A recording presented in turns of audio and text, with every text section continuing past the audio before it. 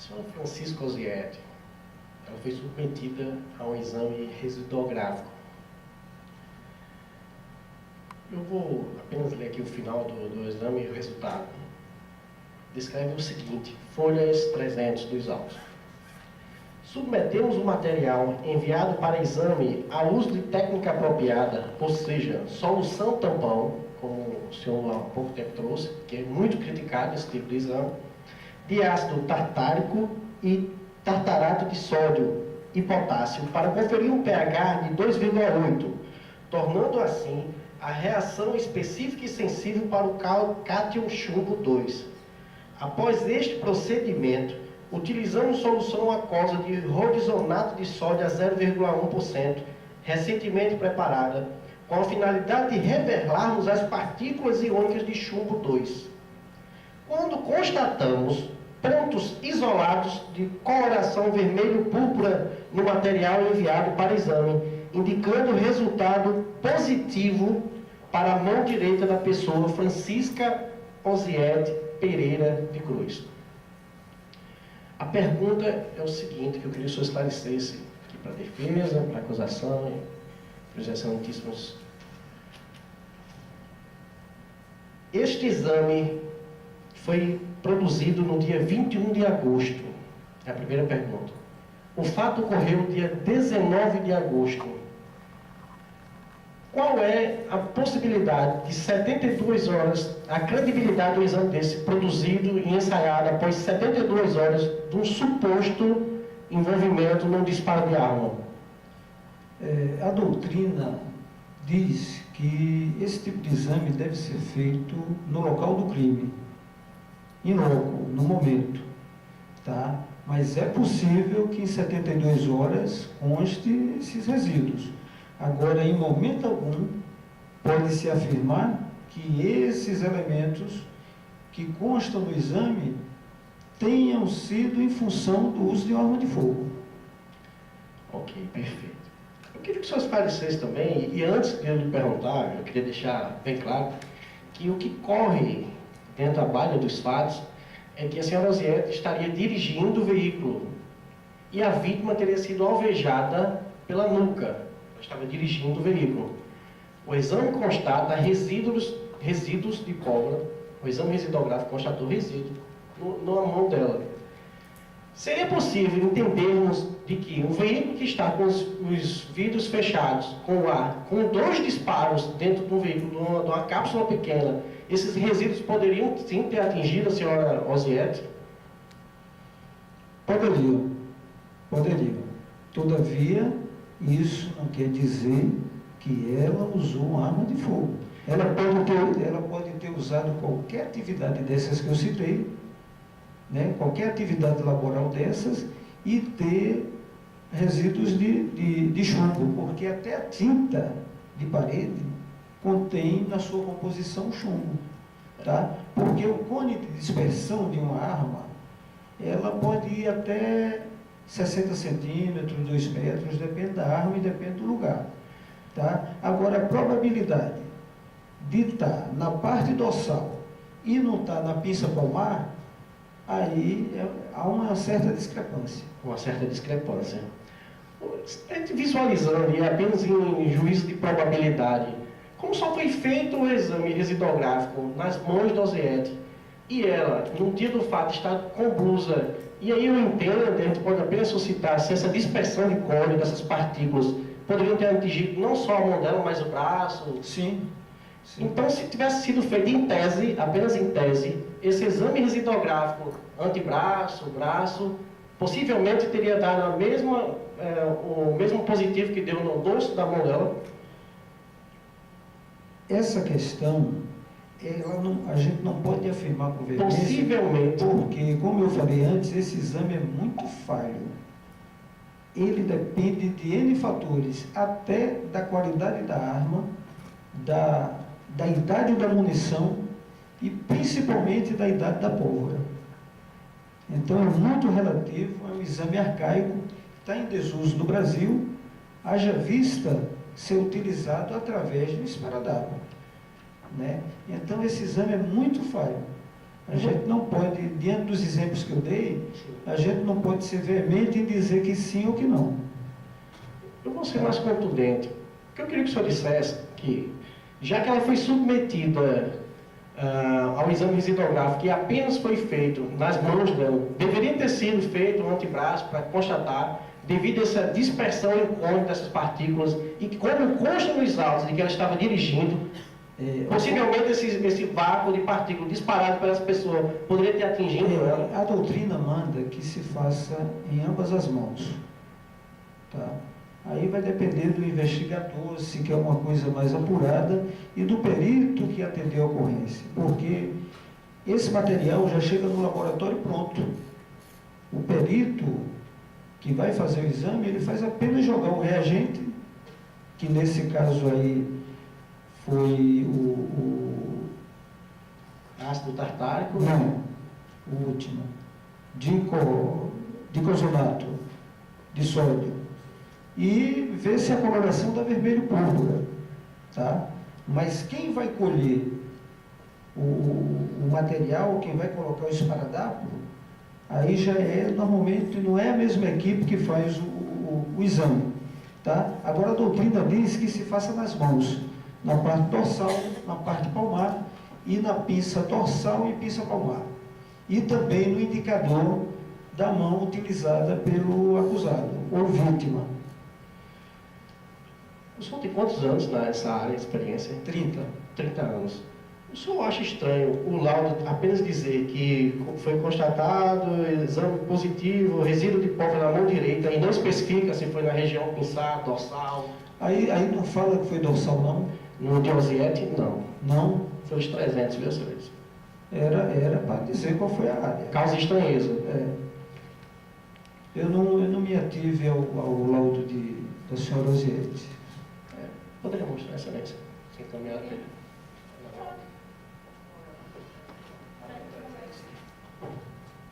Mostra aqui o processo, do exame e resultado.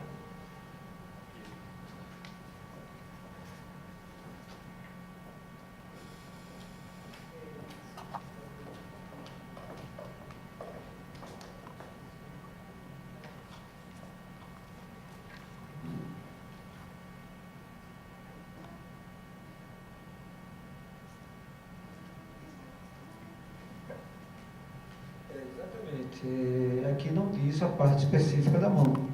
Tá? Só que aqui, no último parágrafo da discussão, ele faz uma ressalva. O senhor poderia ler para a gente, por favor?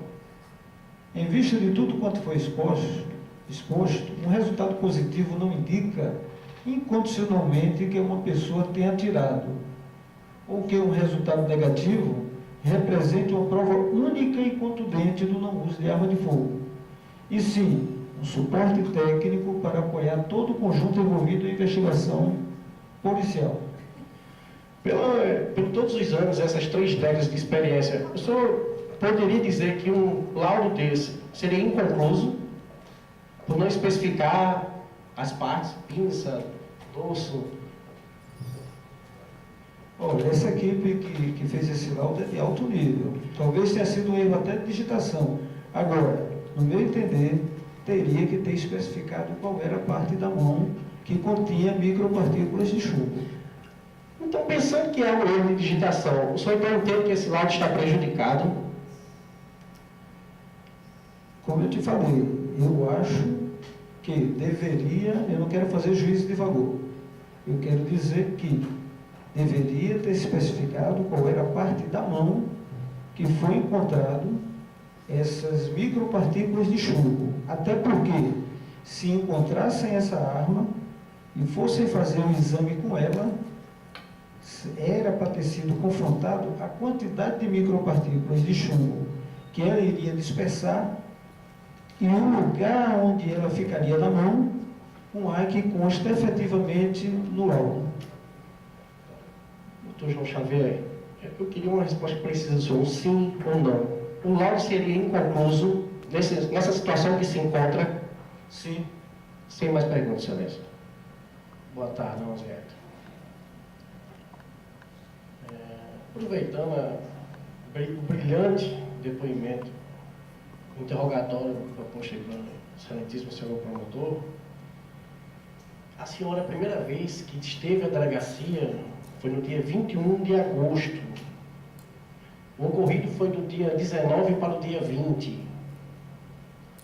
Eu quero transcrever o primeiro depoimento, o seu segundo depoimento, algumas partes principais, para que o conselho de sentença, para que a defesa, a acusação e a presidente... Vossa Excelência, gostaria que o senhor fizesse essas perguntas ao objeto. O senhor vai ler? Eu preciso, Excelência. O senhor vai ler uma peça? Não, vou ler algumas partes principais. É necessário.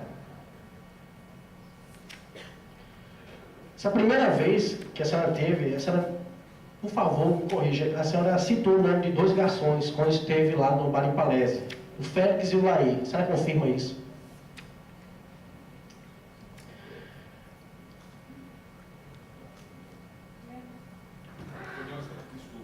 Desculpa, eu vou querer perguntar depois, Excelência.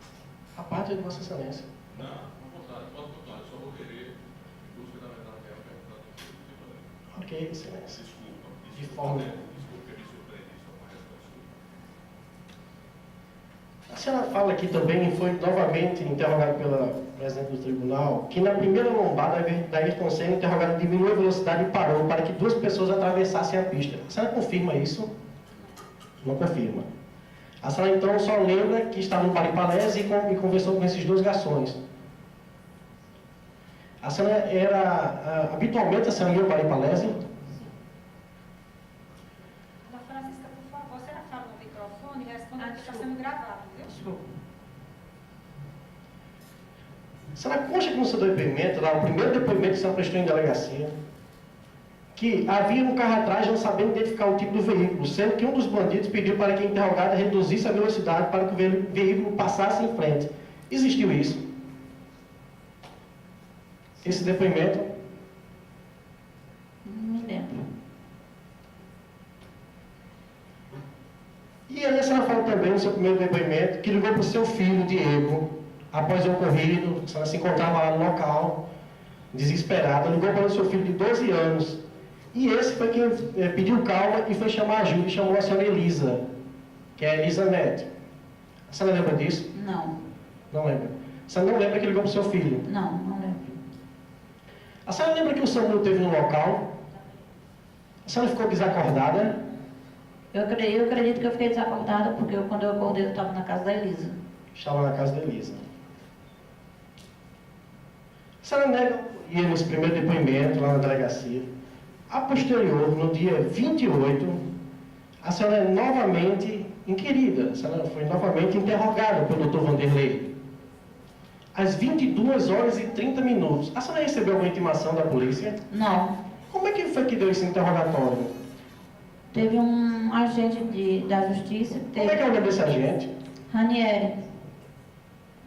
Continue. Esse Ranieri chegou na minha cunhada, que é onde eu estava, levado pelo rapaz chamado de Jean, casado com uma sobrinha do meu esposo. Disse para mim que ele era uma pessoa do Conselho Tutelar da criança e que ele teria ido até a casa da Ilma, que era minha cunhada, onde eu estava instalada, para me ajudar daqui para frente como que eu ia proceder com o meu filho, Continue. os procedimentos.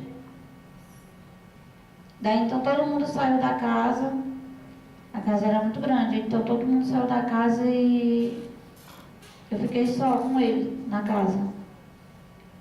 E aí o que foi que ele disse para a senhora?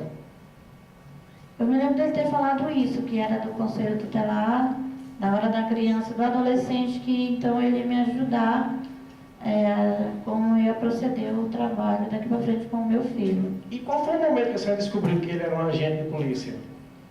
Foi quando ele chegou perto de mim e acusou o Suelby, Ele quem acusou o Suelby? o Ranieri. O Ranieri, ele é o quê?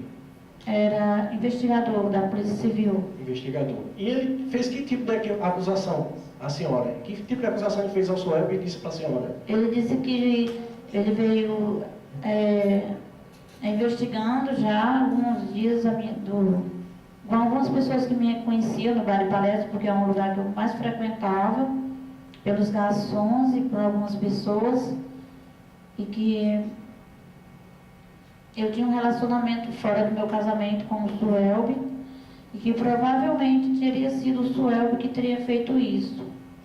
Eu cheguei para dizer para ele que não era o Suelbe que teria feito isso. Ele levou a senhora da sua casa à noite para a delegacia? Levou sim. Ele ligou para uma pessoa e levou eu até essa delegacia, Numa viatura de polícia? na viatura de polícia. Chegando lá na delegacia... Era um Celtazinho, o carro dele. Chegando na delegacia, consta aqui o seu depoimento no dia 28, dadas 22h30, no distrito policial. Diz o seguinte, que a senhora alegou aqui, corrigiu, retificou seu depoimento no dia 21, corrigiu e disse que arquitetou tudo com seu amante Suelbe José da Silva Souza para matar Cruz, Francisco Cruz. Que agiu dessa forma em razão de estar sendo ameaçado pelo seu amante Suelbe, bem como seu filho Diego. Que quando se encontrava no bar, por volta de meia-noite, ligou para seu amante Suelbe para combinar o local do encontro para fazer a execução do crime. Como de fato, ao sair do primeiro quebra-mão da Avenida Ayrton Senna, ao lado do Shopping Cidade Jardim. A senhora encontrou com o Suelbe na noite do crime? Não. Quando foi a última vez que a senhora encontrou com o Suelbe? Eu tinha terminado o relacionamento com o Suelbe, já tinha de 7 a 8 meses que eu estava com ele. Tinha terminado com ele, tinha uns 3 meses. A senhora chegou a ligar para o Suelbe no dia do crime? Não. A senhora chegou a ligar para o Suelbe um dia anterior ao crime? Também não. A senhora chegou a ligar para o Suelbe um dia posterior ao crime? Eu não tinha mais relacionamento com ele, eu não tinha mais contato com ele. A senhora tinha algum telefone do Suelbe ainda? Não.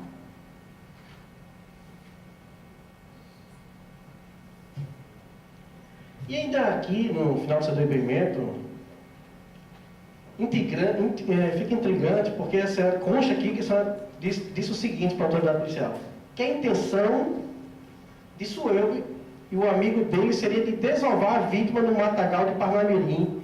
Como o carro quebrou, resolveram abandonar o corpo ali mesmo. O Suelbe estava no local do crime? Não. A senhora chegou a atirar no seu marido? Não. A senhora arquitetou assassinar o seu marido? Não. A senhora já respondeu a alguma ação penal? Não. A senhora já foi prestar depoimento em alguma delegacia de polícia envolvida em alguma confusão? Já foi arrolada em alguma confusão? Não.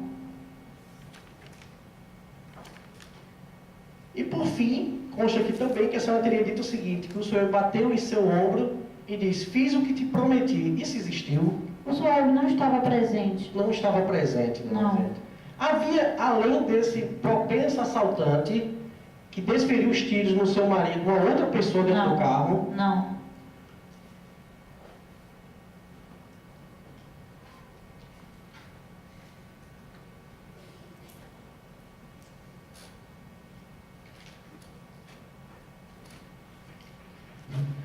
A senhora conhece Dona Elisanete Maciel Santana? Se for a pessoa por nome de Elisa, é uma das meninas que eu me relacionava com elas, a gente saía junto. Então eram 3 amigas. Pois é, foi dito aqui pelo eminente promotor que essa senhora, Elisanete, escutou a vítima perguntar ao acusado o que ela queria da vida, porque tudo que pedia ele dava, até carro. Isso não é uma possível discussão com seu marido. Ela acompanhava alguma discussão do seu marido? Nunca chegou a acompanhar, não. A pessoa que acompanhou a discussão foi só a Rubineide. Ela disse que chegou lá no local e que a senhora estava ao chão, gritando na areia, meu Deus, meu marido, por que não me matou também? A senhora lembra disso? Não. A senhora lembra que a senhora Elisanete esteve no local? Não. A senhora disse também para o eminente promotor que a senhora Elisanete era sua amiga, Era assim. como também a senhora Geralda. Geralda Maria da Silva. A senhora conhece a senhora Geralda? Sim. Como era a relação da senhora com a senhora Elisanete e a senhora Geralda? Dá para explicar melhor? A minha relação com a Geralda começou através da Rubineide. Sim. Ela me apresentou a Geralda e a gente passou a ser as 3. Eu, ela e a Geralda. Passeava à noite, a gente sempre saía. Após, a Geralda conheceu, a Elisa já era conhecida no bloco, lá no conjunto, e através da Geralda e a Rubineide também me apresentaram a Elisa.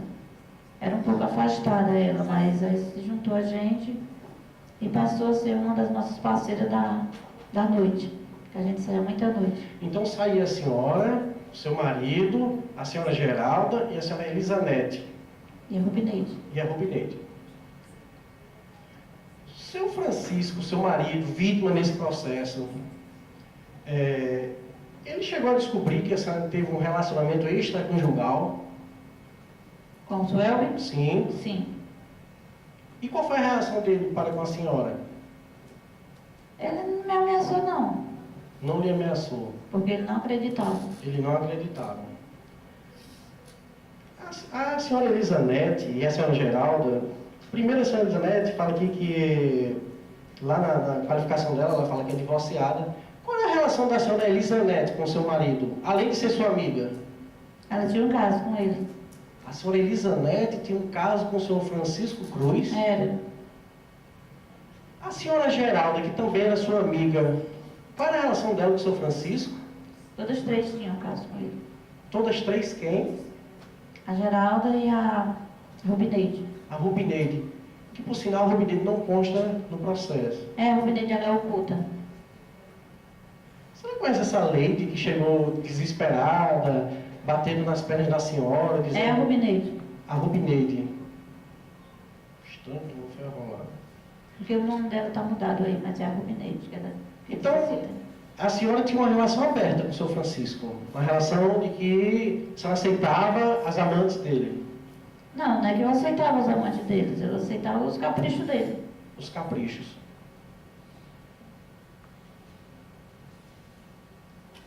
O meu promotor trouxe à baila também uma entrevista que a senhora deu, possivelmente para um jornalista do jornal Hoje, jornal de hoje. Quem foi lhe dito para a senhora sair da cela? Quem foi que lhe, quando tiraram da cela, disseram que a senhora? Foi um regalo para mim tomar banho, me arrumar, que eu vinha falar com o advogado. Um advogado. E então, essa pessoa aqui, que era na verdade uma repórter, que estava na unidade prisional, foi lhe dito que era um advogado.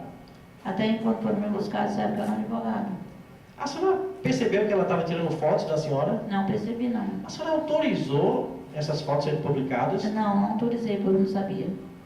O doutor promotor também falou aqui, mostrou, na verdade, essa matéria, em que um dos três teria dito o seguinte, para essa propensa repórter. Cruz já ameaçava Suelber há muito tempo, mas descobri que ele ia me matar também. Explicou pela primeira vez o porquê de ter decidido matar o marido. A senhora disse isso para essa repórter? Não. Quando essa repórter, que se passava por um advogado, terminou esse possível interrogatório, essa conversa de causídico, ela se passando pelo advogado, com a senhora, o que ela lhe disse? Em algum momento ela lhe disse que era jornalista? Não, ela disse que ia me ajudar. Pela ordem, excelência, em nenhum instante foi dito aqui, nem por este promotor, nem por esta senhora, que a repórter se passou por advogado. Eu queria saber, doutor... Excelência, quem está falando é ela. Ela não abriu a boca, ela disse que foi uma pessoa que queria ajudá-la. Quando ela falou, quando ela foi perguntada hoje aqui nesta Ela sessão, está falando para mim agora, Excelência.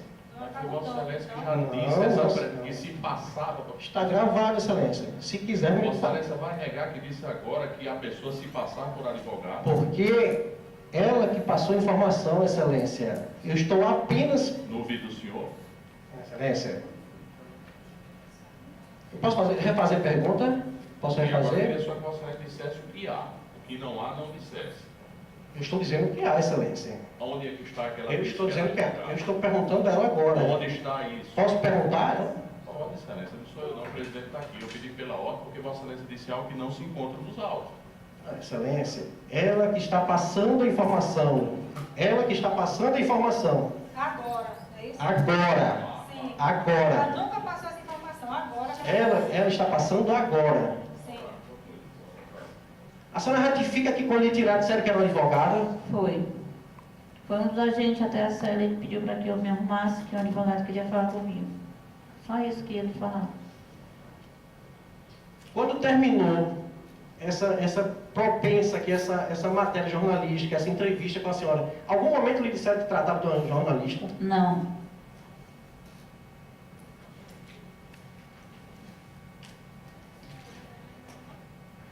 Eu quero que a senhora descreva minuciosamente o momento que a senhora cruzou esse quebra-mola. A senhora diz aqui, a senhora disse, ratificou de que quando eu cruzar o quebra-mola, chegar ao quebra-mola, havia uma pessoa. Só uma pessoa.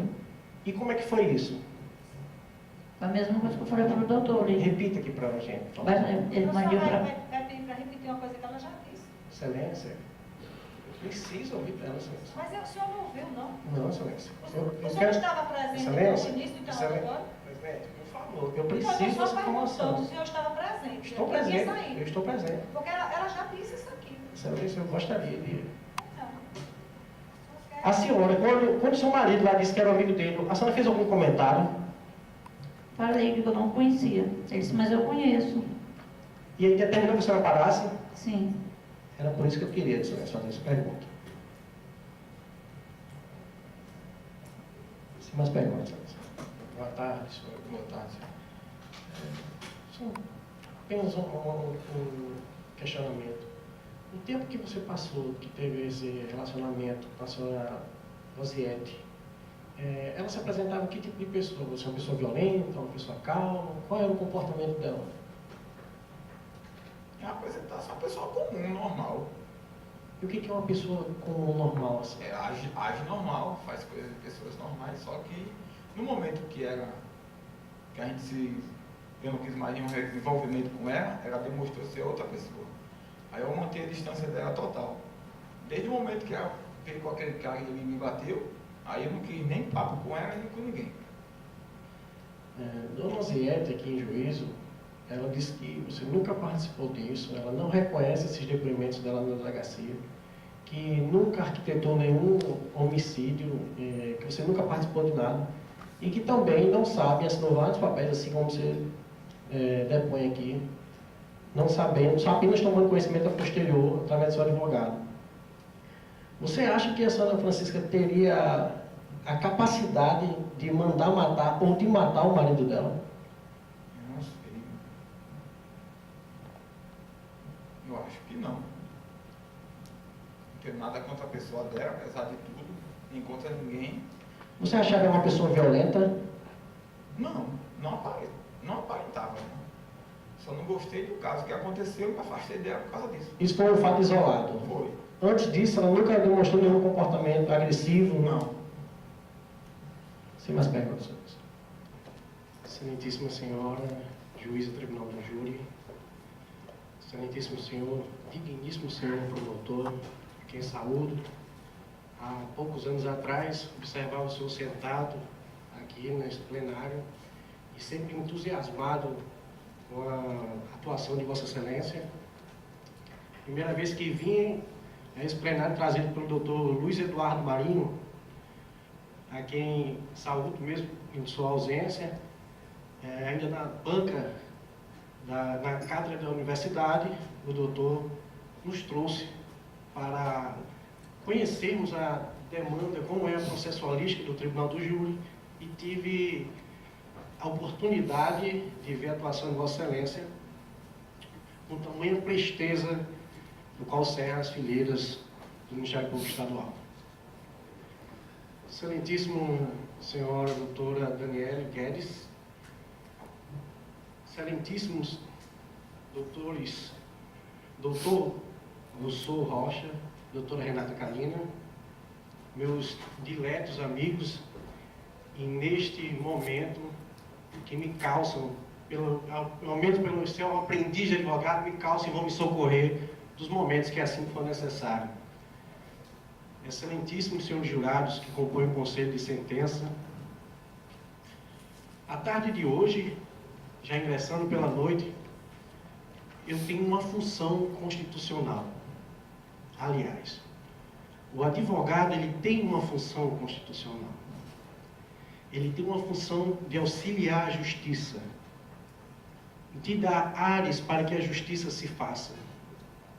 E hoje haverá sim apenas um embate de teses entre defesa e acusação, mas acabado nesse plenário a sessão do Tribunal do Júri, se desfaz qualquer tipo de discussão que se por hora venha a acontecer. Eu atentamente observei todos os depoimentos, as testemunhas que foram roladas. Observei o depoimento, a presteza com que o perito instrutor de tiro nos trouxe, uma discussão que engrandece para se chegar próximo à verdade real que o Dr. Augusto vinha trazendo a todo momento. Mas eu tenho sim o dever como advogado, o dever de humildemente discordar de Vossa Excelência, Dr. Augusto. Eu tenho o dever de auxiliar a justiça, porque a nossa carta magna assim o me faz. Eu tenho um dever, senhores jurados, eu tenho um dever de trazer aqui o que pode se entender como mais próximo da verdade real.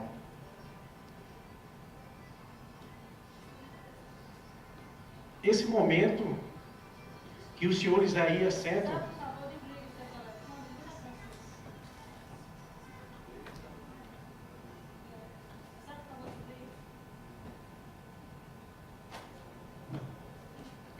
esse momento que os senhores aí assentam, prestando compromisso de juízes. Um instituto que já existe há mais de 8 séculos. Um instituto extremamente democrático, de um regime democrático.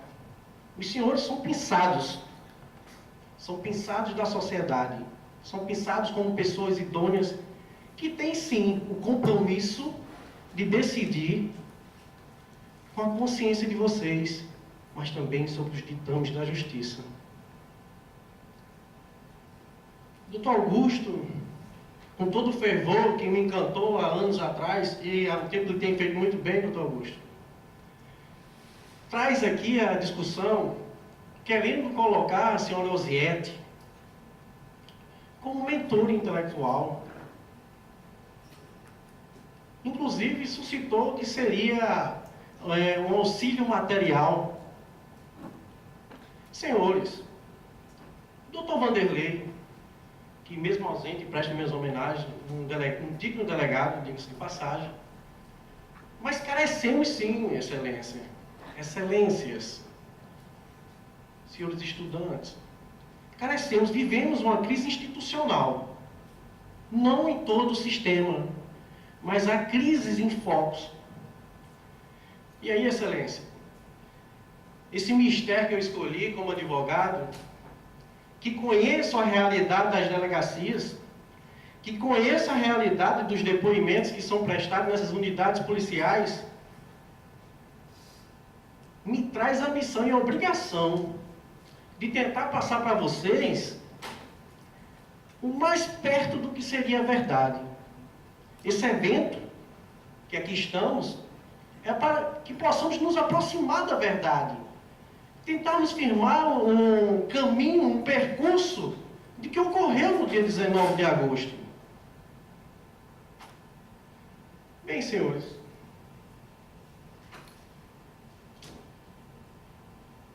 Dr. Augusto falou em... Excelência, o senhor me corrija se eu estiver errado, para que eu não cometa a mesma falha de memória. Se não foi assim, foi próximo, elencava aqui, a todo momento, que a senhora Osiete tinha falhas, déficits cognitivos, e modificava e permeava o seu depoimento.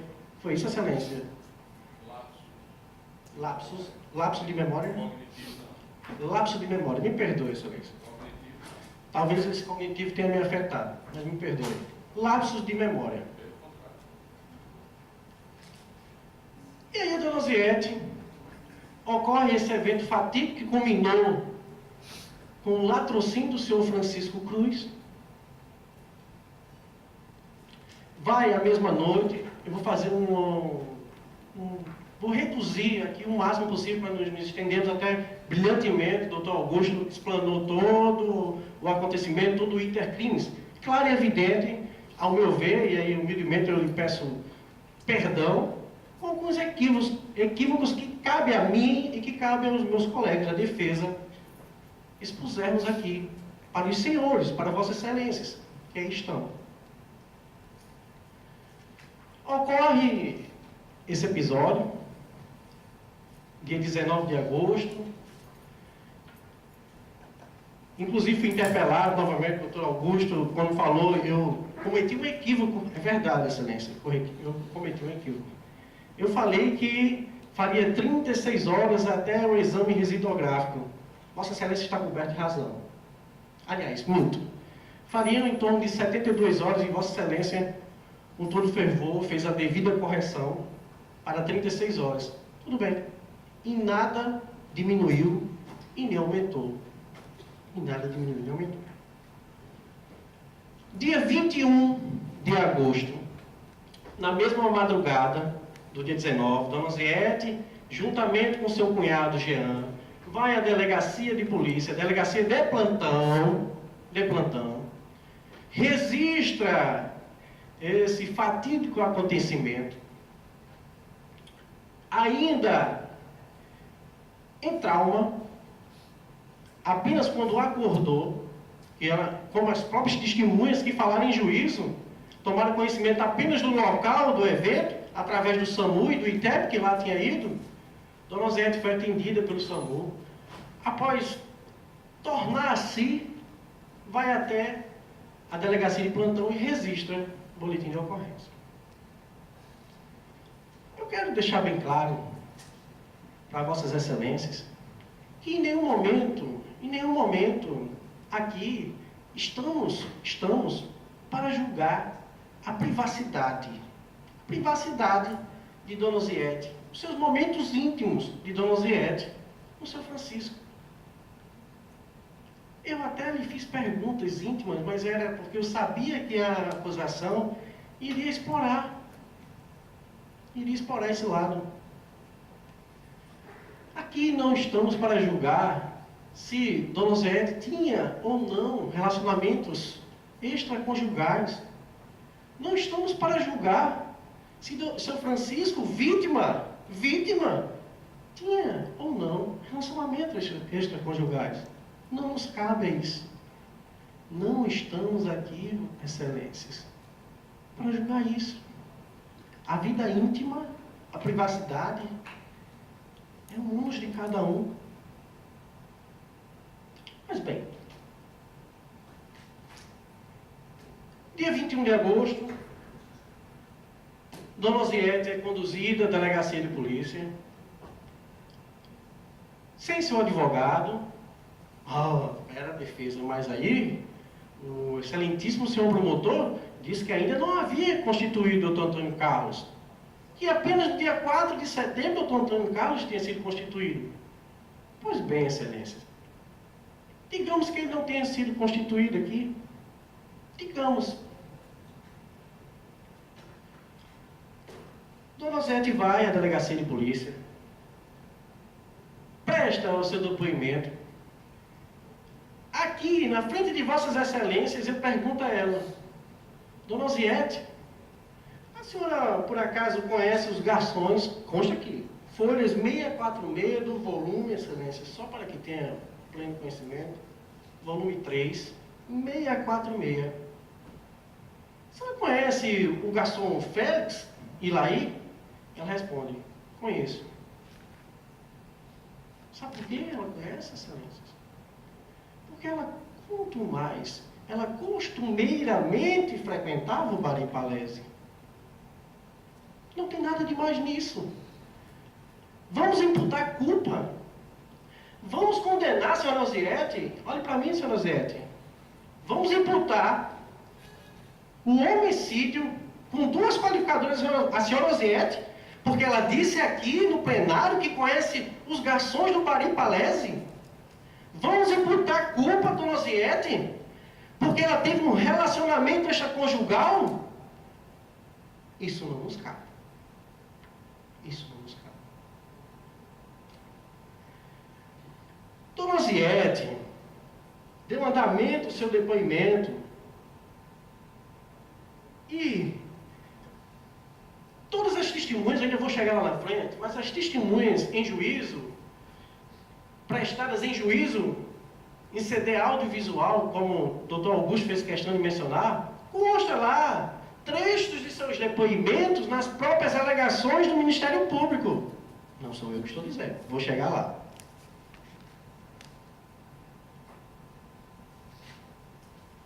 Gente, senhores, excelências, estudantes, bacharéis, senhores policiais, infelizmente, os depoimentos hoje, já chegamos à porta de uma delegacia com munos, com a carga de condenado. Dona Osiete, hoje senta aqui nessa cadeira, já chega com o codinome de condenada. Doutor promotor, pede a sua condenação não com sangue na boca, palavras de Vossa Excelência, não com sangue na boca, mas o sangue que Dona Osiete teria derramado da cabeça de seu marido. Essa história não condiz, com todo respeito a Vossa Excelência, não condiz. O que condiz é a sordidez, sim, mas a sordidez com que são tratados os cidadãos, nessas unidades policiais afora. Eu posso falar com muita propriedade, eu conheço a realidade. Já passei por isso enquanto causídico, e aqui que não me deixa mentir, meu amigo causídico, doutor Rousseau, entrega de bens em delegacia. Está aqui, doutor, assina aí, recebendo. Quando o cara vai olhar, está faltando um documento que não consta, eu boto alguma coisa a mais. Tem, é com má fé? Não me cabe julgar, muito menos acusar. Tudo bem, excelências. E aí, vem uma história longa, que a senhora Osiete teria ligado para a senhora Elisa, ela não se recorda. Tem obrigação de se recordar. Não tem obrigação de se recordar. Ela sabe que aconteceu o fato, ela conviveu 15 anos com o senhor Francisco. Ora, a defesa vai chegar e vai dizer: e quem é o acusado? É o senhor Francisco, que é vítima? Não, de forma nenhuma.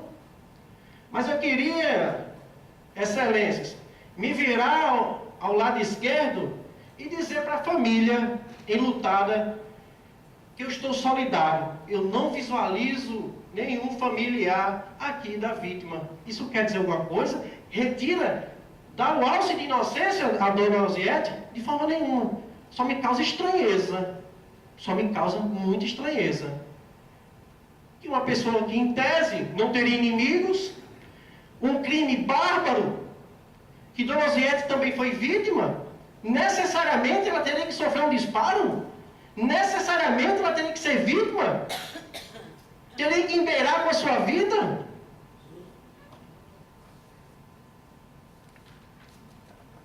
Vem duas senhoras, novamente me alongando, indo à frente, duas senhoras. Senhora, me socorra aqui, doutora Lucineide, Elisanete e a senhora Geralda, que eram de dentro da casa. Não sou eu que digo, elas que falam aqui. Que eram de dentro da casa. E novamente teremos que, por obrigação, para conhecimento, adentrar na vida privada da senhora Osiete, elas tinham um envolvimento, assim falou aqui dona Osiete. Elas tinham um envolvimento com seu marido.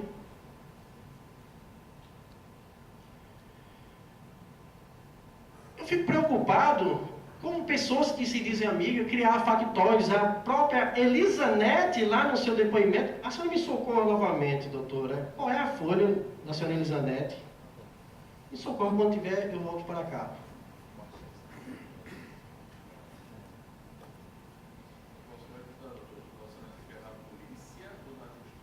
Da polícia. 21. E um trecho lá, excelência, ela fala que chegou uma senhora chamada Lady, e aí Vossa Excelência fica à vontade para me apartear. Uma senhora chamada Lady, chega choramingando, desesperada, e olha para a senhora Ziete, perdeu o marido, teve uma vida destruída, chega para a senhora Ziete: mulher, temos que se encontrar nos autos. Mulher, você sabe muito bem que não foi assalto. Onde está essa mulher que não foi ouvida pelo delegado de polícia? Onde está essa mulher? Onde está, Excelências, essa mulher? Onde? Testemunha-chave, Excelência. Testemunha-chave. Vamos além. A senhora Elizanete fala também a respeito do filho de Dona Ziete e diz que seria uma criança interesseira. Brilhantemente, Vossa Excelência, doutor Augusto, refutou. Não quer entrar nesta seara. Sabe por que não quer entrar, Excelências? Porque não interessa a acusação. Uma testemunha que supostamente teve um caso com a vítima, que se dizia ser amiga de Dona Ziete, que traz no seu depoimento uma pessoa que nunca apareceu para ratificar o depoimento dela, ainda vem criar factórios, dizer que uma criança de 12 anos, é interesseira. Isso me chamou a atenção, mas foi refutado. Doutor Augusto, de ponto imediato, refutou. Não quero entrar nessa discussão, porque uma criança de 12 anos não seria interesseira. Vamos adiante, Excelência.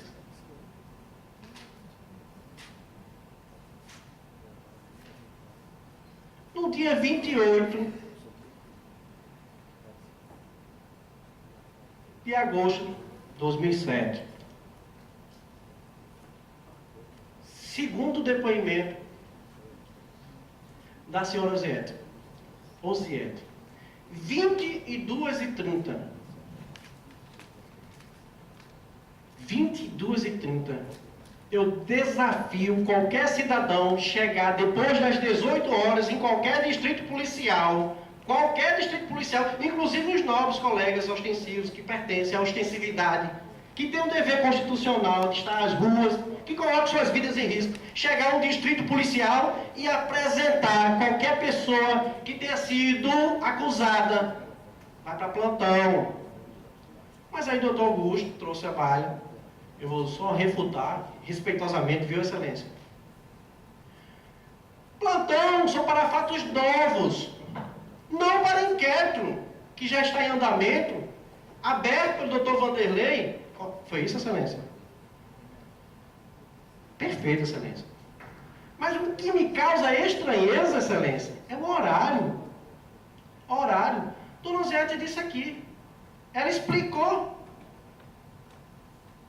Um agente de polícia, e aí não cabe ela adentrar na sua missão de investigação, se passou por um agente do Conselho Tutelar, um conselheiro do Conselho Tutelar, e aí dizendo que tinha que levar a Dona Ziete para a delegacia, porque senão ela ia perder a guarda do filho. Olha, perdeu o marido, aí chega um agente de polícia, se disfarçando de conselheiro, para dizer que agora Dona Ziete vai perder o filho. Os senhores sabem onde que Dona Ziete estava quando o conselheiro chegou? O suposto conselheiro policial civil, ela estava na casa da sogra dela. Sempre se deu muito bem com a sogra dela. Sempre. Nunca teve nenhum problema com a sogra dela. Mas a sogra dela não foi ouvida. A sogra dela não foi arrolada pela defesa, pela acusação, perdoe, Excelência. A sogra dela nunca foi intimada pelo delegado de polícia. Vou mais além.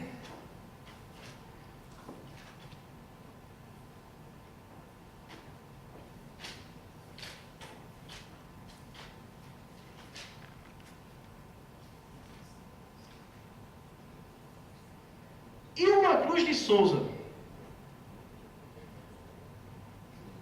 Item 08, Excelência, das alegações finais do Ministério Público. Item 08. Os depoimentos das testemunhas arroladas na denúncia e pela defesa são esclarecedores e induvidosos quanto à autoria. Aí, o Ministério Público vai transcorrer trechos dos depoimentos e chegamos aqui a senhora Ilma Cruz de Souza.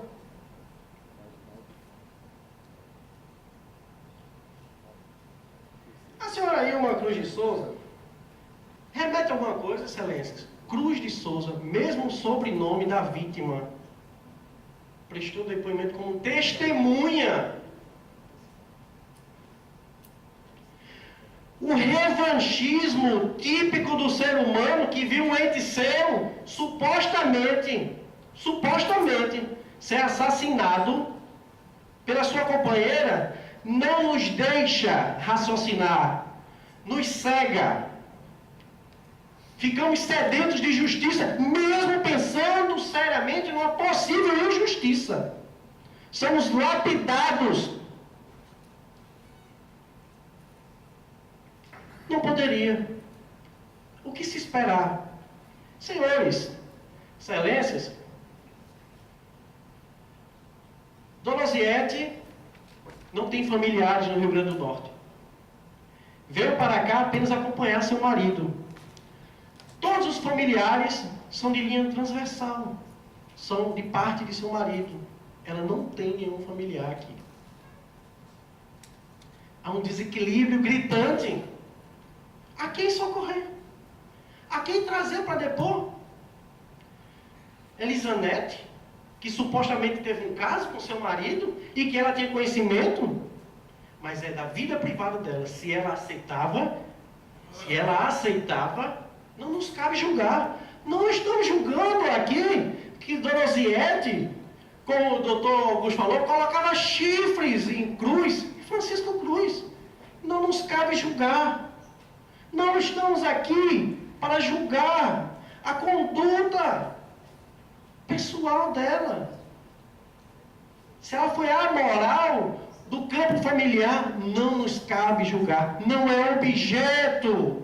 Não é nosso objeto de discussão. Eu só quero, excelências, que se faça justiça. Essa mulher foi colocada e recolocada, alocada por uma força midiática. Os testemunhos, as suas supostas amigas, dizem em juízo, excelência, que ficou sabendo pela imprensa. Eu quero só, novamente, eu não estou saindo dos autos, excelência. Por favor, se eu sair dos autos, tenha a bondade de me apartear.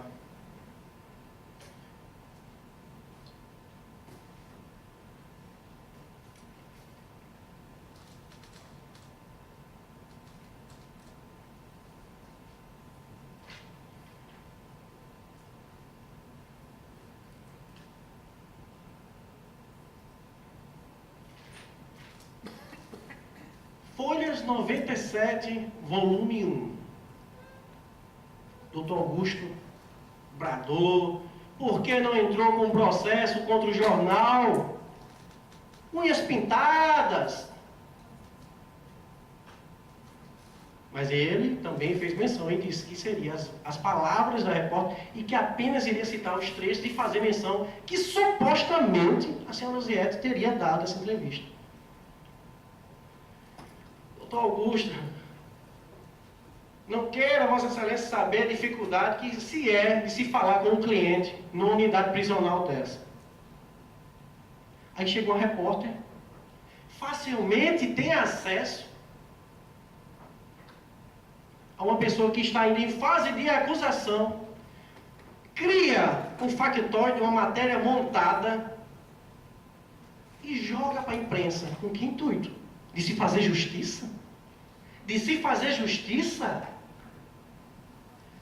Mas aí, Excelência, Vossa Excelência questionava por que os advogados, que não éramos nós, aí novamente só frisou, e eu agradeço, por que o advogado da época, que seria o doutor Antônio Carlos, não, doutor Antônio Carlos apenas ingressou supostamente no dia 4 de setembro. Não, senhores. Permitam-me.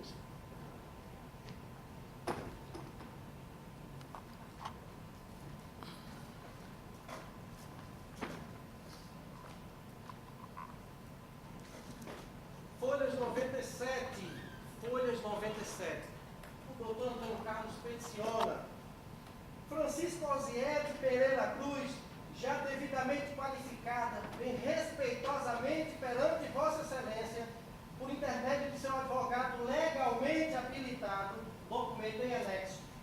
Requerei que, uma vez custodiada pelo Estado, já estava presa, à disposição deste juízo, seja desautorizada qualquer veiculação de suas imagens em hipótese alguma, seja para qualquer fim, salvo por determinação escrita de própria acusada ou de seu advogado legalmente constituído, para que desta forma seja assegurada a inviolabilidade de suas imagens nos termos do artigo 5º, inciso 10º da nossa Carta Magna. Ante o exposto, requer que Vossa Excelência se digne em expedir a competente decisão à Secretaria de Segurança Pública do RN, bem como para a DGFOM. Já que a procuração, 28.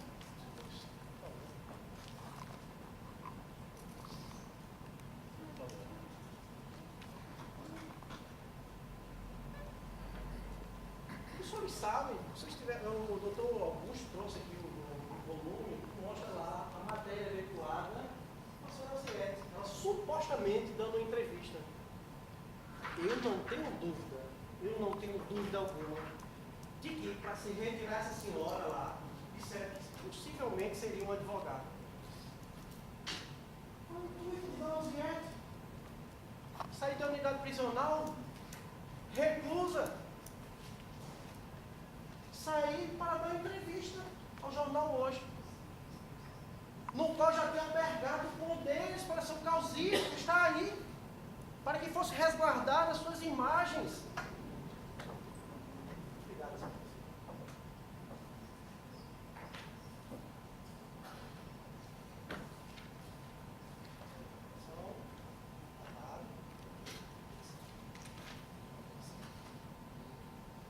Estamos falando do mês de agosto, excelências.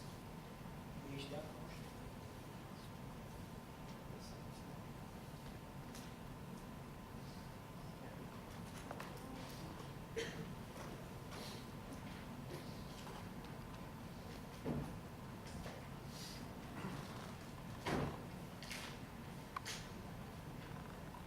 Nas folhas 100,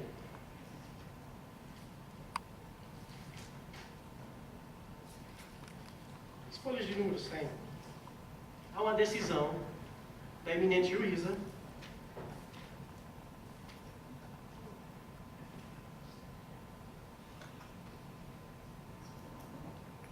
minha excelência. Há um pedido, um parecer, junto a essa petição que foi juntada pelo doutor Antônio Carlos. O seguinte, eu vou transcrever o último parágrafo do parecer do responsável Ministério Público.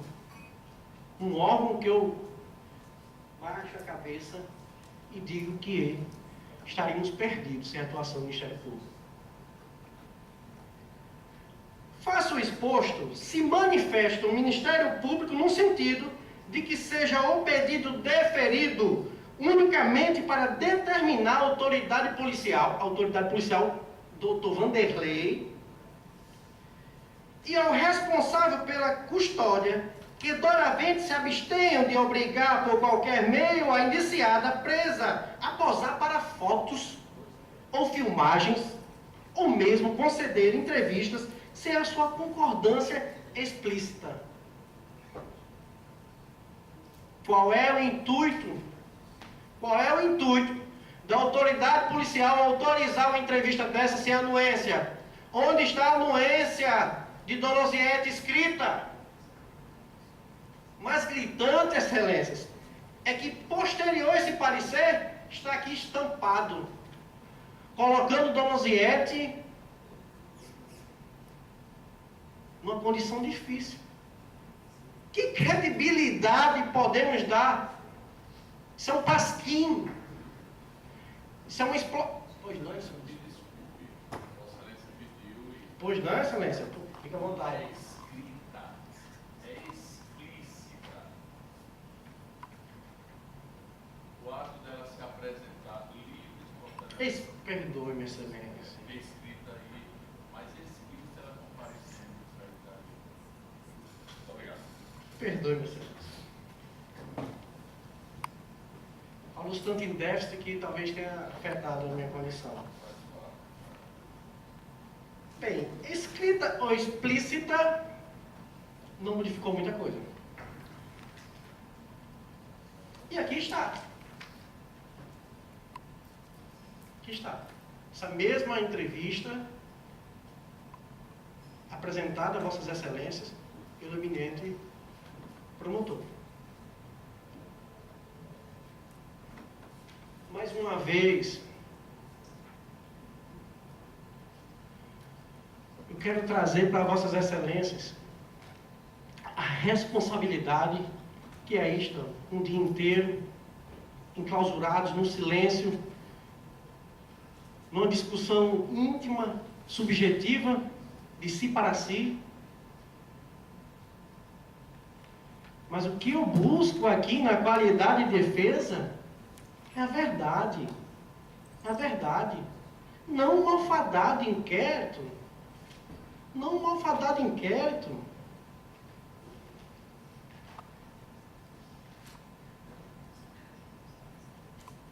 Tem um depoimento. Socorro, doutora Daniela, pode entrar até no seu defendido. Tem um depoimento do senhor Sueldo, que é uma aberração. Vossa Excelência leu, com todo respeito, não foi prestado em juízo, prestado à autoridade policial, que vai contra totalmente do que tinha em tese se chegado, dizendo que o senhor Sueldo havia passado pelo Portugal Center. Ora, Portugal Center? E aí o doutor, eu nesse momento não tive nenhum déficit, Excelência. O doutor disse, leia-se Cidade Jardim. Leia-se, mas leia-se onde, Excelência? Onde, Excelências? Leia-se onde?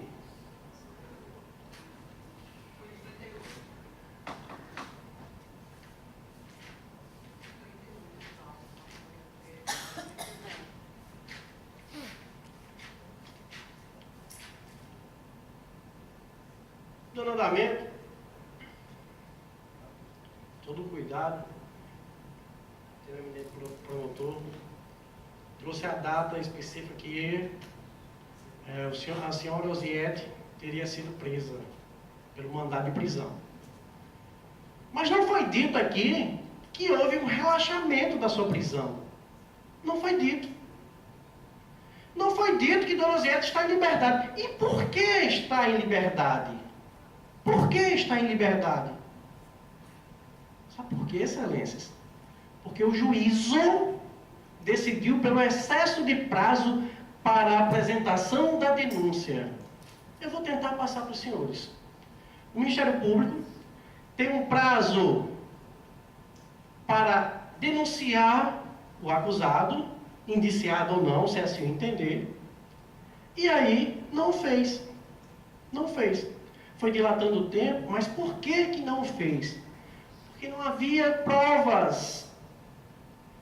Depoimentos desencontrados, fajutos, falhos, como este do Sueldo, dizendo que o Sueldo, depondo que o Sueldo teria passado, encontrado com a senhora Osiete em frente ao Portugal Center. Ora, Excelências, geograficamente, o Portugal Center está aqui na Salgado Filho, e o Cidade Jardim faz esquina com a Ayrton Senna e Engenheiro Roberto Freire. Nada a ver. Eu não tenho a mínima dúvida que esses depoimentos foram montados. Não tenho. E aí é minha opinião. É minha opinião. Eu não tenho o direito de extrair a consciência de Vossas Excelências, mas eu tenho o direito de imprimir e expor minha opinião. Porque quem conhece o sistema sabe o que ocorre dia a dia. Exposição midiática. Condena inocente e inocente acusado. Condena inocente e acusa inocente acusado.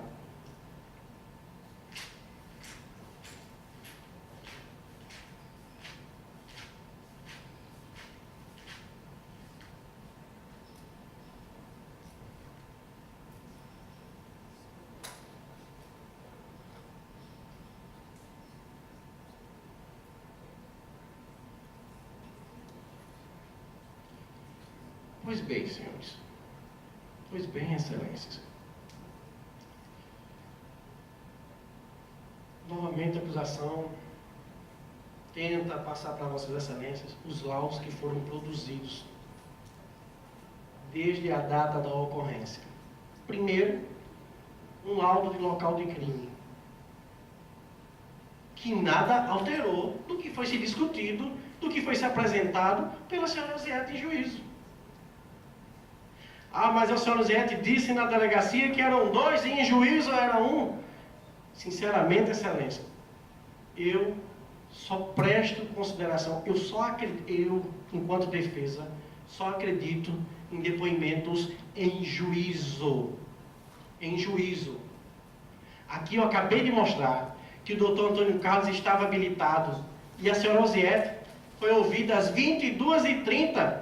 Será que a autoridade policial não sabia que ela tinha advogado? Será que ela não disse para a autoridade policial que era constituinte desse doutor Antônio Carlos?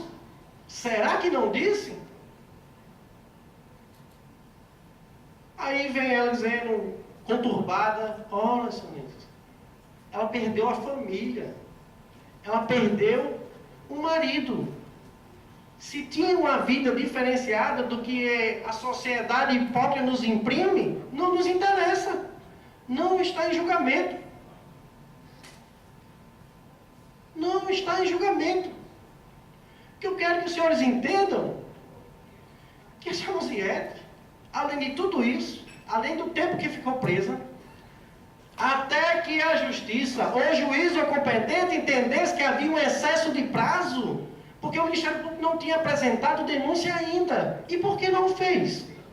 Por que que o Ministério Público, titular da ação penal, não denunciou? Uma coisa, excelência.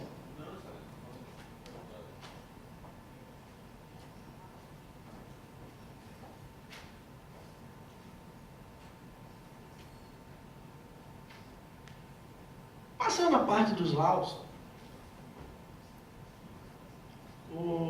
a acusação veio falar do nome do professor Francisco Viana. Inclusive disse que a defesa não queira, em tese, burlar os fatos. Não foi a defesa que trouxe o senhor Francisco Viana para dentro do inquérito. Não foi a defesa. Foi a autoridade policial que trouxe o senhor Francisco Viana, que ele postou a se submeter a um exame residográfico, que deu positivo, que ele alega que caçava no interior, que mexia com espingarda. Mas aí, a acusação, não podemos colocar o senhor Francisco Viana aqui. Realmente não pode, não deve. Não deve.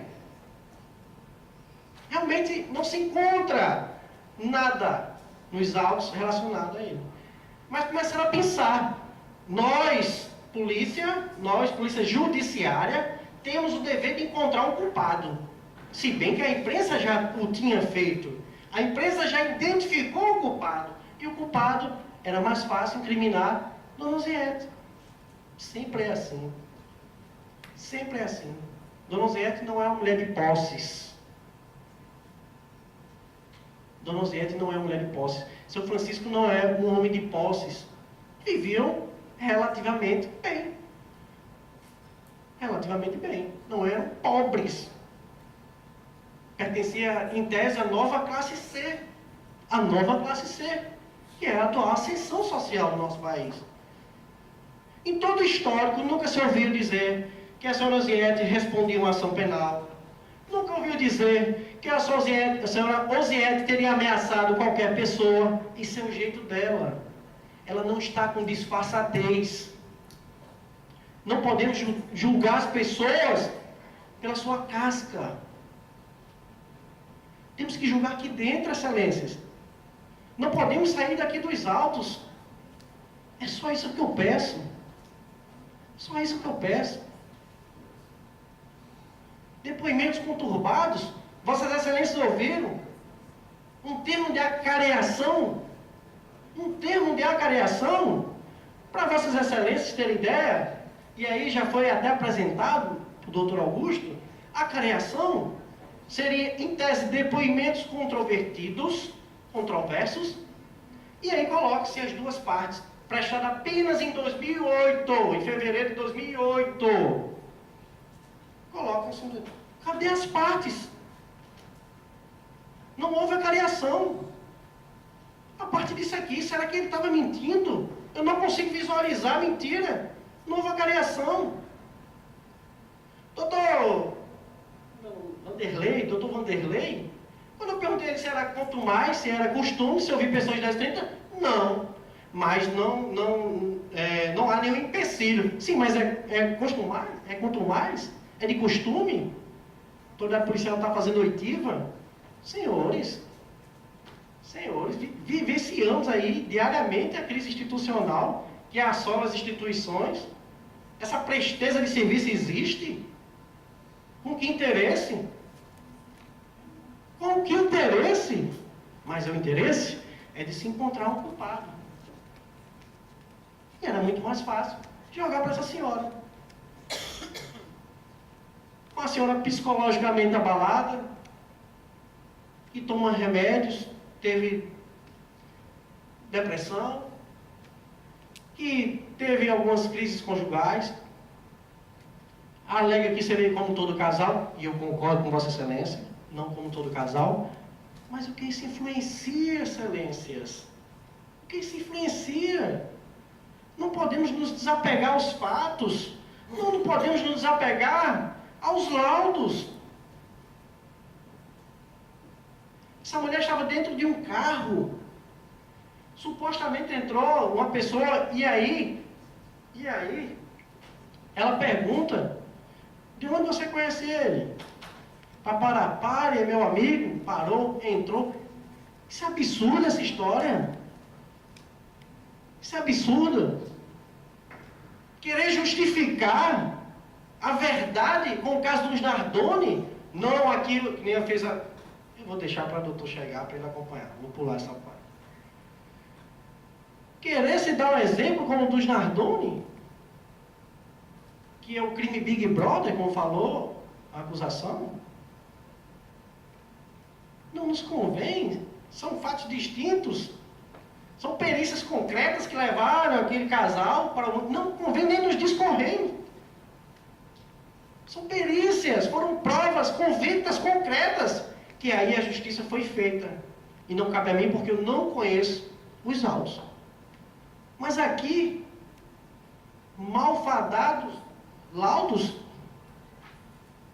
o que importa se houve 2 disparos, se o senhor Francisco caiu para frente e depois para a esquerda?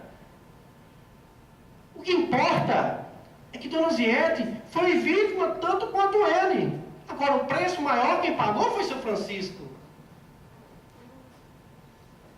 Dizer que ela propositalmente bateu o carro, senhores, consta aqui no laudo que a perícia não conseguia retirar o carro do local. Ou seja, não foi uma pancadinha, foi um acidente.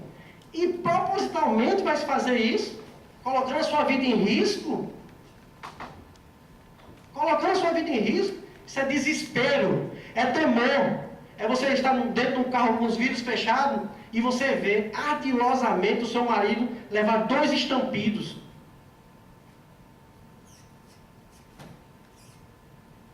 Ninguém perguntou aqui se Dona Osiete teve os seus bens furtados. Só se prende a pochete do senhor Francisco que estava lá no local do crime. Realmente a pochete estava lá. A pochete estava lá. Consta nos autos. Pessoas não têm ideia o temor que passa essa senhora. E não há historinha contada. Não há confronto, não há amigabilidade. Não havia isso. Dona Osiete não senta aqui já combinado com o seu Sueldo. Lembro, Vossas Excelências, que a eminente presidente do Tribunal do Júri, ao iniciar a sessão, chamou-lhe a atenção porque havia se mudado para Fortaleza e que ela deveria sim comunicar o seu endereço atual, mas não se furtou de estar aqui, porque Dona Osiete quer sair desta tribuna pela mesma porta que entrou, pela porta da frente, pela porta da verdade, pela porta da justiça.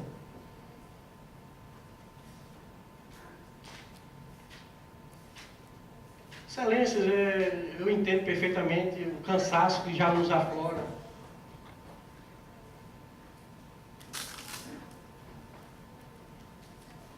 Foram recolhidos alguns celulares, posteriormente entregues. E aí se pergunta, isso dificultou fazer alguma ligação? Dificultou fazer alguma ligação? Encontrar alguma ligação telefônica de Dona Osiete para seu Sueldo ou de seu Sueldo para Dona Osiete, conforme essa malfadada investida de colocá-los os dois na cena do crime? Não, Excelências. Foi deferido uma quebra de sigilo. Sigilo telefônico. Doutor, só me perdoe, mas doutor Augusto trouxe a baila aqui que ela mudava várias vezes de chip. Não foi isso, Excelência? O senhor reproduziu, então, o depoimento. Perfeito, Excelência. Mais uma vez eu lhe peço perdão. Doutor Augusto traz a baila aqui que a testemunha diz, salvo não me engano, Excelência, Elisanete, disse que Dona Osiete constantemente mudava de chip. Senhores, a quebra de sigilo é pelo CPF, são pelos e-mails. Então não tem como a pessoa fugir. Não tem como a pessoa se furtar, manipular. Ora, aquela senhora que está ali conseguiu burlar a justiça, conseguiu burlar a autoridade policial, conseguiu burlar o investigador de polícia, conseguiu burlar uma decisão de uma quebra de sigilo telefônico, conseguiu burlar a sua defesa quando diz a todo finco que é inocente. Ela?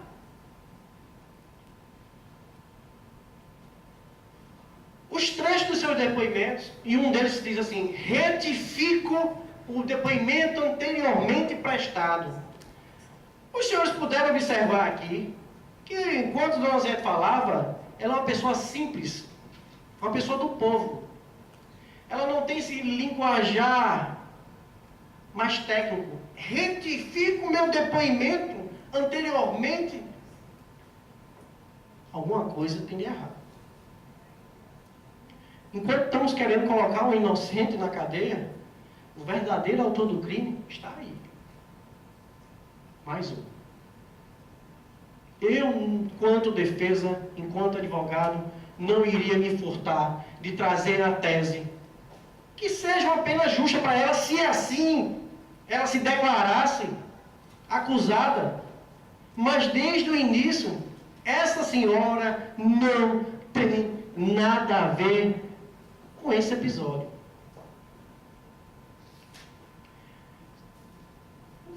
Doutora e doutor Rousseau, localize para mim o número do laudo, do exame, da quebra de sigilo telefônico, só para que eu possa estar comigo, né?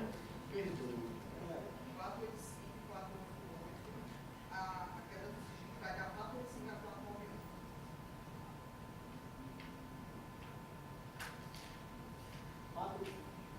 A minha já começa antes. O extrato da quebra de sigilo, sim. Agora, o pedido de quebra de sigilo, coisa 397 a 400. Onde é está o resultado, o laudo? O laudo está da 485 para a 492. Permite, licença.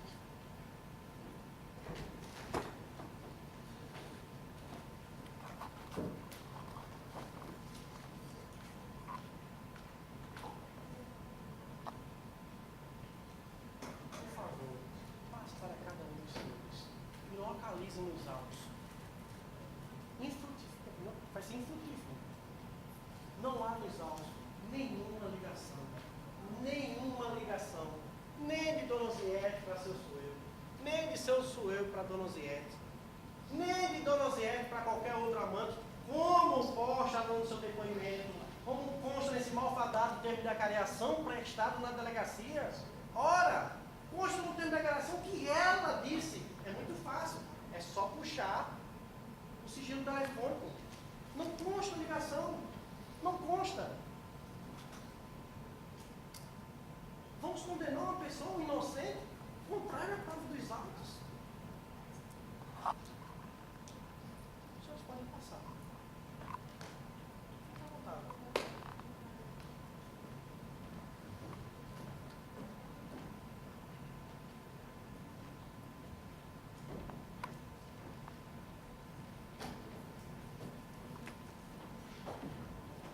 Mais uma vez, vou me reportar a outro laudo.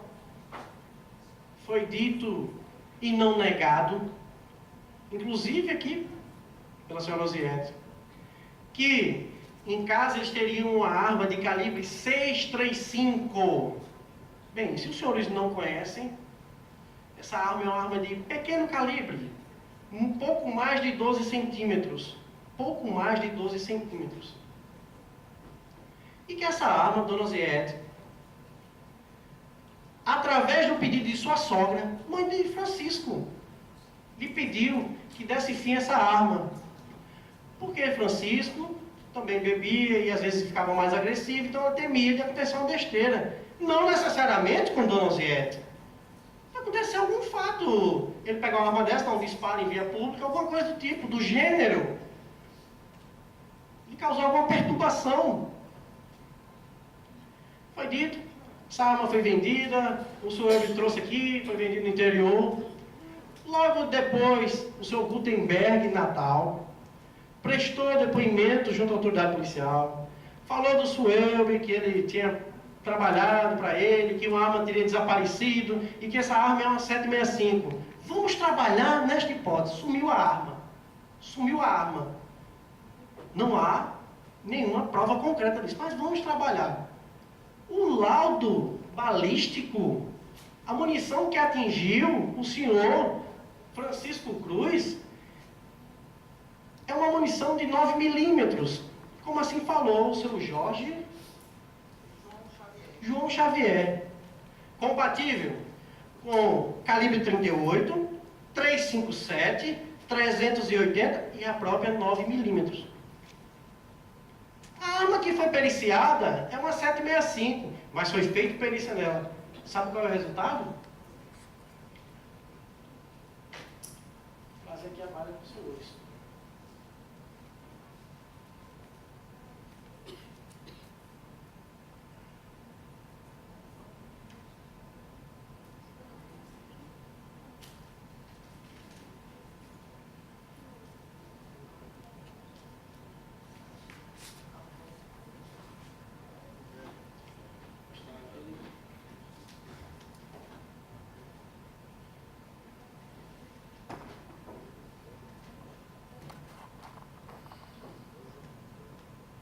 Excelência, permita-me localizar aqui o laudo da pistola.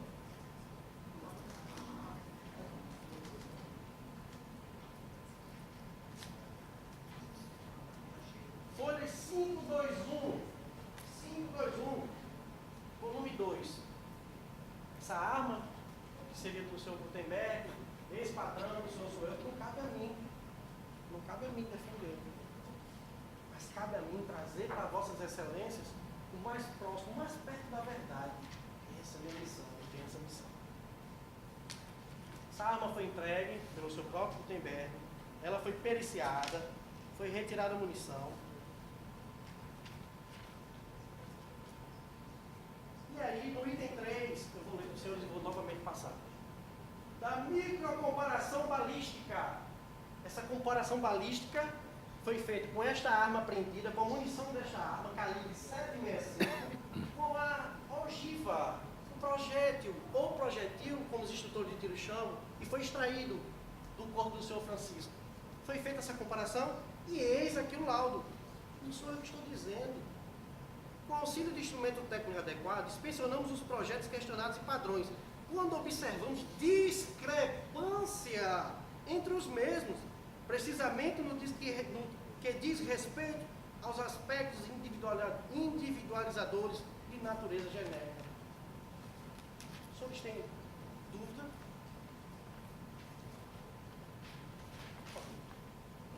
Item 3.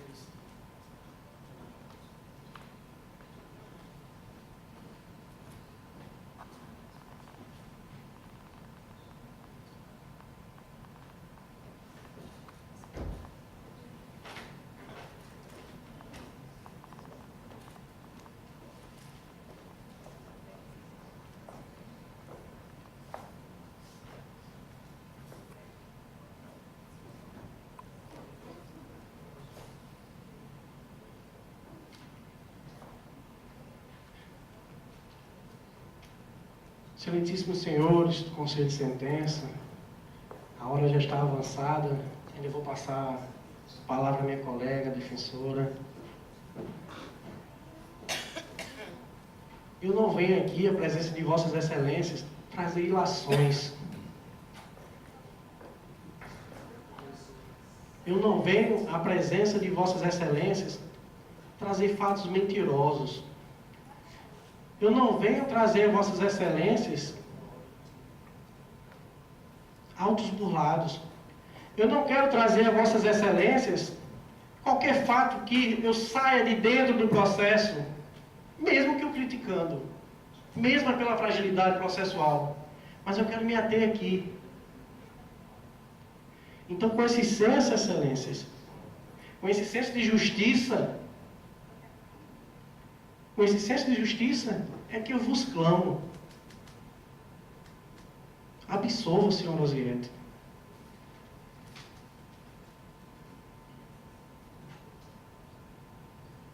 Pior do que inocentar um acusado é condenar um inocente. Jogá-lo nos porões mais sólidos do sistema prisional brasileiro. Por favor, eu vos clamo que diante de vossas consciências e perante os ditames da lei, os ditames da justiça, absolvam, dentro dos autos, dentro das provas que foram apresentadas, a senhora Osiete, a senhora Francisca Osiete. Sem mais, Excelência, vou terminar minha fala com silêncio. Ressurge o plenário, novamente saudando a excelentíssima senhora presidente. Obrigado, Samara.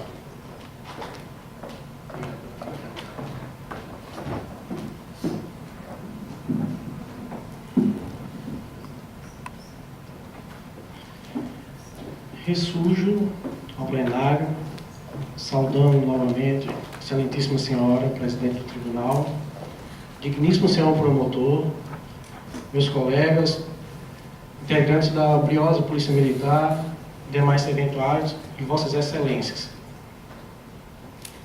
Quero me aproximar de Vossas Excelências.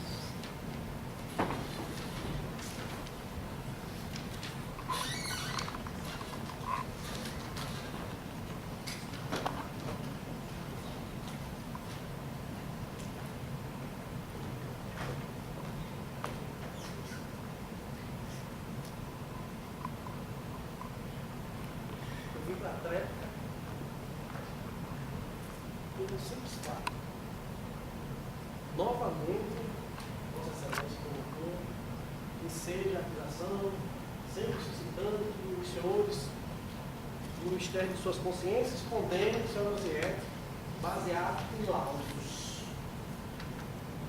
laudos. Não existem laudos, excelências. Não existem laudos que coloquem Dona Osiete. Não sou eu que estou falando, eu não estou por falácias nem ações de forma nenhuma. Não existem laudos. Aproveitando o ensejo, pergunto para Vossa Excelência, se apresentando aqui, questão da ogiva, 9 milímetros, e aí eu mostro que a defesa está em boa fé. Como falou aqui mais cedo, o Felipe, ele falava do diâmetro do projétil, 9 milímetros, mas pode ser configurado que tenha sido uma outra arma que não pistola. E aí, pelo fato de não ter ser achada a cápsula, se ela não foi expelida para fora do carro, poderia ter sido um revólver calibre 38, por exemplo, e aí o diâmetro, a perícia chega, o calibre 38 tem o mesmo diâmetro do 9 milímetros. Pistola seria uma 380, uma 9 milímetros, mas se não se localizou cápsula, poderemos suscitar, sim, senhores, uma arma de um calibre 357, um 38, e aí não seria expelida a cápsula. Eu quero que isso fique bem claro para Vossa Excelência, que não é da minha índole, nem da índole dos meus colegas, muito menos da defesa, trazer nenhum imbróglio. Eu estou aqui para trazer, para me aproximar da verdade real, colocar Vossas Excelências no local do crime, juntamente com o que foi que a Dona Osiete passou para mim. E eu não posso chegar aqui, pedir uma condenação, quando na verdade ela é inocente. Ela é inocente. E laudos, com a quebra de sigilo. Ah, mas o doutor fala, não, mas ela pode ter retirado outro número de outro CPF. Ora, foram inúmeros CPFs aí que houve quebra de sigilo. Inclusive do Francisco Viana, que também foi submetido a um laudo, a um exame residográfico, e deu positivo. Ele estaria no local do crime, retiraria suel e colocaria nessa arquitetura que o doutor colocou aqui, postou? Não, não. A própria acusação que fala, Francisco Viana não pode ser colocado no local do crime. Mas ele foi submetido. Eis aí que eu quero que Vossa Excelência entenda a fragilidade. Vocês estão lembrados, Excelências, da crise institucional? Não podemos condenar uma pessoa sem provas. Não podemos. Resíduo. Doutor, houve resíduo de pólvora na mão do Dona Osiete. Claro que houve. Claro. Houve 2 estampidos no carro de vidros fechados. Mas sendo aqui, eu interpelei o perito e perguntei. O senhor poderia dizer, e ele sabiamente tentou, no primeiro momento, dizer, há uma fragilidade. Mas se encostou na parte dorsal da mão direita, poderia ter constado na roupa, poderia ter constado no braço. A dispersão é incomum, senhores, o perito falou. Então, vamos ultrapassar essa barreira.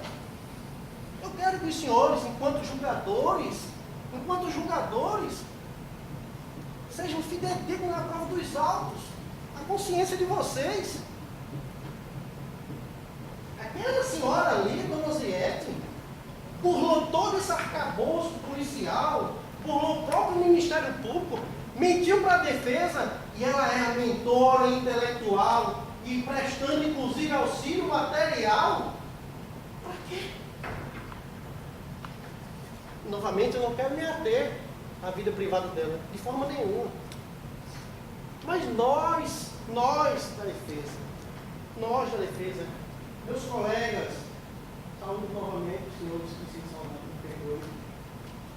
Nós temos o dever de trazer a vocês, aos senhores, a vossas excelências, julgadores, que no passe de mágica sai do plenário aqui da assistência e desembocam aqui no plenário do Tribunal do Júri. Assume a posição de julgador. E esse mistério aos senhores, a vossas excelências incluído, é um fardo pesadíssimo. Minha primeira fala é falada. Pior do que inocentar um acusado, condenar um inocente. Doutor, defesa, Como é que o senhor vem pedir absolvição? Como é que o senhor vem pedir absolvição? Se a prova é magistrada, coloca ela a receber, pronunciou Donosiete num crime de homicídio qualificado, 2 qualificadoras. Senhores, isso era a própria processualística do Tribunal do Júri. Nesse primeiro momento, a magistrada, a senhora presidente do Tribunal do Júri, ela vai apenas apreciar o juízo de admissibilidade. O que é isso? Ora, um malfadado inquérito, que houve um lapso temporal terrível, até o Ministério Público cair a ficha denunciada, colocando, relaxando a prisão. E aí, eu faço novamente menção à fala de Vossa Excelência, doutor Augusto. Poderia ser o pior dos criminosos, assim que Vossa Excelência falou, que estaria na rua. É isso, Excelência? Oi? Pois bem, por que houve esse excesso de prazo? Por que o Ministério Público demorou a denunciar? Por que o Ministério Público demorou a denunciar? Se as provas eram gritantes, se os laudos falaram, se Donosiete estava com sangue na boca, por que o Ministério Público não denunciou? Vou mais perguntar, vou passar para vocês, para a senhora, para vossas excelências. Por que o Ministério Público, a acusação, não trouxe aqui ao plenário da sessão do Tribunal do Júri? O Edmond não convocou Dona Elizabeth, que dizia que viu uma senhora chamada Leite se ajoelhando aos pés da senhora Donosiete e dizendo: mulher, você sabe que isso não foi um assalto. Por quê? A função de acusar não é nossa. Não é nossa. A função de imbuir sanção, punição, é do Estado. O Estado são vossas excelências nesse momento. Vossas excelências é que terão o condão de modificar a vida daquela senhora. Analisem isso. Analisem a ausência, a deficiência desses laudos. A todo momento, o doutor suscita, e aí, com muita propriedade, fala: não teria só uma arma, a defesa quer dizer que só teria uma arma? De jeito nenhum. Essa não é a nossa função. Mas a autoridade policial, no decorrer do inquisitorial, apenas trouxe à baila uma arma 765. Não foi a defesa. Não foi a defesa. Se trouxe à baila uma arma 765, que possivelmente teria sido a arma do crime, encaminhou para o instituto competente, foi periciada a arma, não há nenhuma comprovação. Doutor, se não foi essa arma, foi outra. Tudo bem, se era outra, ninguém está discutindo isso. Que eu quero que vossas excelências percebam que Donosiete é tanto vítima quanto São Francisco da Cruz. Essa mulher teve habilidade de jogar um carro dentro de um buraco, de burlar toda uma situação, de passar seus dados, passando seus dados telefônicos para que houvesse uma quebra de sigilo. Ela enganou todo o sistema, ela enganou todo mundo, ela enganou o senhor, doutor Rousseau, a senhora, doutor Renato, enganou a mim. Esse é o momento dos senhores fazer um juízo de valor. Essa mulher já tem sofrido uma sanção eterna. Teve a sua família destruída. Doutor, que família destruída? Donosiete era uma mulher que tinha casos extraconjugais. E daí, excelências, não estamos julgando a vida íntima dela. Estamos julgando um fato, um latrocínio. Por favor, excelência. Por favor. Eu clamo pela absolvição da senhora Francisca Donosiete. Não por machismo, não por uma comoção, mas porque aqui não nos deixa, não nos dá proporção para um decreto condenatório. Com essas palavras, eu espero que os senhores se reúnam e devolvam Dona Osiete para o lar dela, absolvendo das acusações decorrentes do inquérito malfadado. Eu não estou dizendo que as provas são imprestáveis, não. Estou dizendo que há falhas. Não estou dizendo que vai ensejar nulidades, não. Os depoimentos dela dizem que a todo momento o senhor ligava para ela e ela arquitetou com o senhor, e aí ligou, ó, me aguarde lá no quebra-mola. Que ligações são essas que não aparecem nos autos? Essa mulher tem a condição de burlar isso, com a quebra de sigilo telefônico. Vivemos na era da informação. A Bíblia fala assim: clamo por absolvição.